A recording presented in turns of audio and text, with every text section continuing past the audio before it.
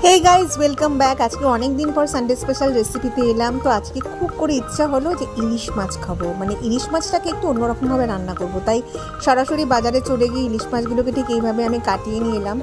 एसे नुन हलुद माखिया तार साथे निये चले एसेছিলাম आमि लाउ पाता। सो लाउ पातागुलोके अवश्यई आमि माने गरम जले एकटु भालो करे आमि धुये नेब, कारण अनेक बैक्टेरिया थाके।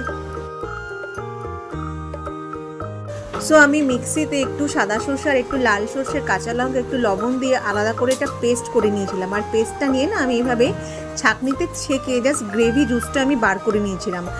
আর এরপরে কিন্তু আমি পোস্তটা যেটা করব সেটা কিন্তু পোস্তটা আমি ওই বাটিতেই আমি আলাদা করে পেস্ট করে নিয়েছিলাম।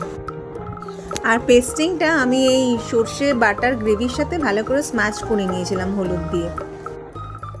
তারপর ঠিক মাছগুলোকে আমি একে একে এইভাবে পেস্টিংয়ের সঙ্গে ভালো করে একটুখানি মাখিয়ে নিয়েছিলাম।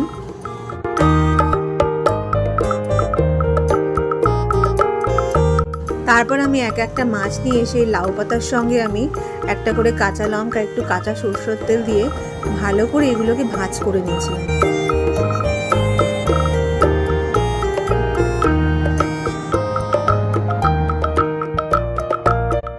देन फ्राई पैने आमी एकटू तेल गरम करे এই ভাজ করা লাউ পাতায় দেয়া মাছগুলোকে ভাজা ভাজা সেদ্ধ করে নিয়েছিলাম ঢাকা দিয়ে 10 মিনিট মতন।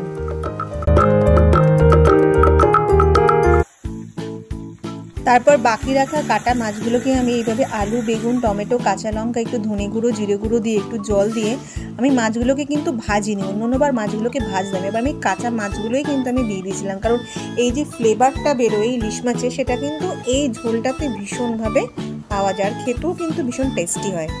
তারপর আমি এক এক করে এই মাছের মাথাগুলোকে আমি একটু কাঁচা লঙ্কা দিয়ে একটু সরষের তেলের মধ্যে কড়া করে ভেজে নিয়েছিলাম। এটাও কিন্তু গরম ভাতে খেতে দারুণ লাগে। তো হয়ে গেল আমার পুরো মাছের রেসিপি। এইবার হলো পরিবেশন। তো আজকের রেসিপি আপনাদের কেমন লাগলো অবশ্যই কিন্তু একটু লাইক কমেন্টস করে নিশ্চয়ই জানাবেন। Thank you so much.